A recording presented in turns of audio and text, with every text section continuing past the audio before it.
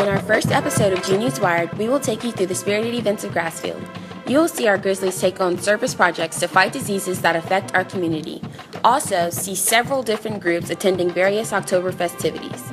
You'll see all this and more on our first episode of our 4th season of G-News Wired.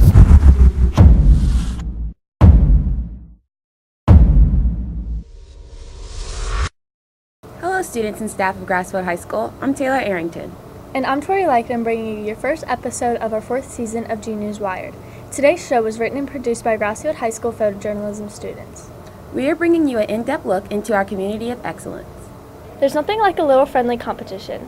The fall pep rally ended a week-long battle of the classes that got students pumped for homecoming. As tradition grows on, the seniors have the opportunity to run through the Grizzly as they approach their last homecoming pep rally. All fall athletes enthusiastically showcased with their teams.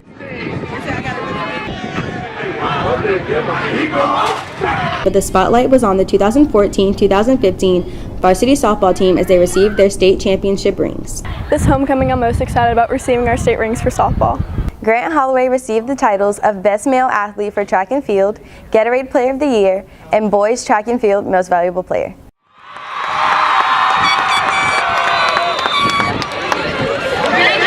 The Pie in the Face contest, held by Dahlia Char-Hawaii, raised $87 that will be donated to the Megan Curry Scholarship Foundation.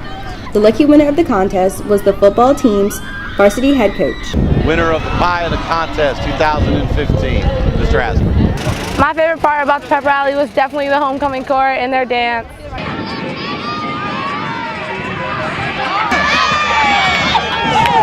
And Stephen Griley was crowned homecoming king.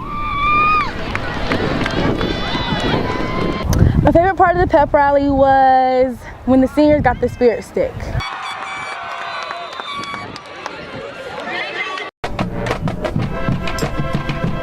Signing off, Jordan Fairclough as reporter and photographer Dawson Freeman.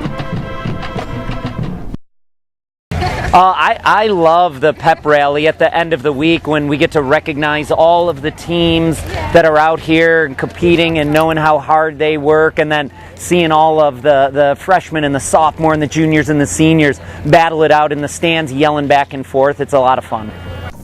The fun from the pep rally spilled over into Grassfield High School's 2nd annual homecoming parade. The parade down Scenic Parkway featured floats from clubs, sports teams, and other local schools. The Future Educators of America showed off their schoolhouse float, which took first place. The theater company came in second with their theme Love Throughout the Ages, and the World Language Club took third with their World Olympics theme. The homecoming nominees were also featured during the parade, and Stephen Greiling represented his class as homecoming king. When the homecoming parade ended, students and community members filed into the stadium to see the Grizzlies take on the Wildcats. Yeah, I'm really excited. It's been a great, fun week. Everybody's kind of been really upbeat this week for everything that's been going on. A lot of good competitions between the quads. So yeah, it's going to be a great game, and we caught a break with the weather. It's going to be beautiful, so we should see a really good game tonight. During halftime, Principal Michael Perez, along with homecoming Prince Michael Sauer and Princess Taylor Fulford, greeted the homecoming court for the announcement of the 2015 homecoming queen. I'm just so honored to see all the support from my classmates as well as underclassmen. I'm even more honored that I can have the chance to be homecoming queen after my teammate Megan Curry. I know she's up there watching. Despite the fun and excitement of homecoming, the community also took the time to remember and honor last year's homecoming queen, Megan Curry. Curry lost her fight with a rare blood disorder in June, and her brother and parents were in attendance in her honor. It's something that we were eager to do for Megan. Megan, when she started her medical procedures, she told Coach Harrell that she wanted something good to come from her experience and the struggle she had to go through. And Coach Harrell ran with that, and we've had now 2 of the flip-a-thons that have become an annual event, and that's raised over $25,000 for charities. And so I think the scholarship goes along with that. We'd like to see it honor and be picked for students that exemplify Megan's giving spirit. The spirit of homecoming helped lead Grassfield to their win over Great Bridge with a triumphant score of 35-6. Reporting for G-News Wired, I'm Hannah Cross with photographer Aaliyah Washington. I thought it was great to see the school honor the memory of Megan that night. Yeah, definitely. And that idea of honoring others continued in the Pink Out Volleyball Game to support breast cancer awareness and research. Reporter Cora Kashishian takes you on a look at the annual event. On Thursday, October 22nd, the Grassfield Grizzly volleyball teams played in the annual Pink Out game against Oscar Smith High School to help raise awareness for the fight against breast cancer. The week leading up to the game, Grassfield decorated its hallways with breast cancer awareness signs and prepared for the big game. Later that night, parents, students, and community members arrived decked out in pink to help support this amazing cause. Outside of the gym, the boys' wrestling team also held bake sales, sold raffle tickets, and had other fun games to play, all to help raise money for the fight against breast cancer, while the student athletes involved learned important lessons about helping others. Pink Out means to me the Grassfield family coming together and supporting a important cause. Since 1 in 8 women will get breast cancer in their lifetime, this cause has a special meaning for many in our community. I've been personally affected by breast cancer because my grandma died in 1974 when my father was just 5 years old. I was diagnosed in March of this year, 2015, and I think I was just kind of shocked. Once the shock wore off, Miss Goodman was honored when the boys' volleyball team asked if they could donate the $2,320 raised at the Pink Out to local organizations in her honor. Having breast cancer definitely changed me a lot, but definitely for the better. And having the support of the entire Grassfield community really made a difference. I'm Cora Kashishian reporting for G News Wired. The month of October also gave a new group a chance to celebrate an old tradition. Here's Bridget Divers reporting. Because we have 4 different languages that we teach here, we wanted to combine, because what we find is that students who are interested in one culture are often interested in learning a bunch of different cultures. So by combining them, we have more students and more activities to choose from. On October 22nd, the World Language Club celebrated Oktoberfest. The history of the Oktoberfest starts in 1810 on October 12, and it was basically the celebration of the wedding of the King Wilhelm I of Bavaria with the Princess Therese of Wildenbergenhausen. Celebration, which was started, which was lasting about 2 weeks. They had a horse race. Party! Fertig, los!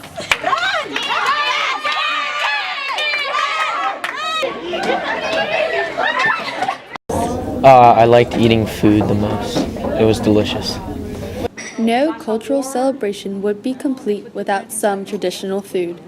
Students got to try bread, goulash, cupcakes, and then got to wash it down with the traditional drink, miso, a mixture of Fanta and Coca-Cola. We had sausage and potatoes, and we had pretzels. Not only did students get to eat pretzels at the event, but they got a chance to make some using Play-Doh. Reporting for G News Wired, I'm reporter Bridget Divers with photographer Hannah Cross. What's your favorite thing to do for Halloween? I love trick-or-treating and getting tons of candy. Well, that's exactly what people love to do at Grassfield's Trunk or Treat. Take a look.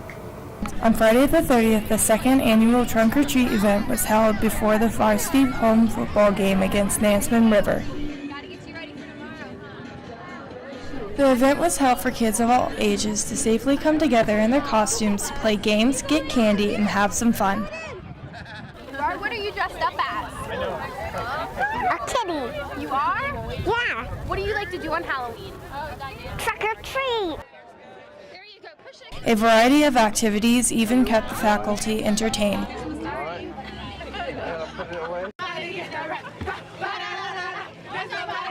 Energy Dance Team encouraged participants to dance for their candy, while the Academic Challenge Team let kids bowl for brains. Interact Club's Crash Test Dummies provided a serious reminder as people left for the evening. We are at Trunk or Treat to promote safe driving and to help maybe save lives. The reason for Trunk or Treat is to basically to let little kids have fun and just to get everyone in the spirit of Halloween. I'm Haley Robinson reporting for G News Wired. Halloween wasn't the only opportunity students had to be someone else. In this year's fall play, students brought unique characters to life on stage. This year's fall play was Almost Maine. Approximately 600 people attended during its 3-day run. Before the play, the cast completed several exercises and warm-ups to get hyped for the play. From the drama room to the dressing room and then out onto the stage, the characters transported the audience members to a little town called Almost Maine. I am so sorry. I am so embarrassed. Who is this woman and what is she doing here? Play is set in Almost Maine. It's a fake little town in who knows Maine. And it's about love. It's 9 vignettes about people and their discovery of love, their loss of love, their journey through love. It's something that all of us will, in one way, shape, or form, come in contact with in our life. What is love? The night before the premiere of the play, the cast members, families, and faculty were invited to the final dress rehearsal, which gave cast members one last chance to get into their characters. Dave is trying to get this girl Rhonda to like him, so he kisses her during the play, and that was a lot of fun to do. The most challenging part to bringing my character to life would be just in general terms being a different person, being an older person, being from a different state, different climate. You have to act like you're in a different world, and that's the hardest thing I can think of. The most difficult thing about directing the play was because of the nature of the vignettes, the rehearsal process for the first 4 weeks, students only worked with the person that was in their scene. On a Monday, I would work with the students in Her Heart. And then on Tuesday, with the students in Sad and Glad. And then on Wednesday, with the students in This Hurts. So, very different process than any of the other shows I've done before. But when the cast finally put all the pieces together, they captivated their audience members. Signing off, I'm Desiree Jones, reporting for G News Wired with photographer Maggie Woodworth. Thank you for seeing Almost Maine. Thank you for tuning in to G News Wired. Be sure to join us for our next episode when we walk for a cure with the March of Dimes. I'm Taylor. And I'm Tori. See you next time, Grizzlies.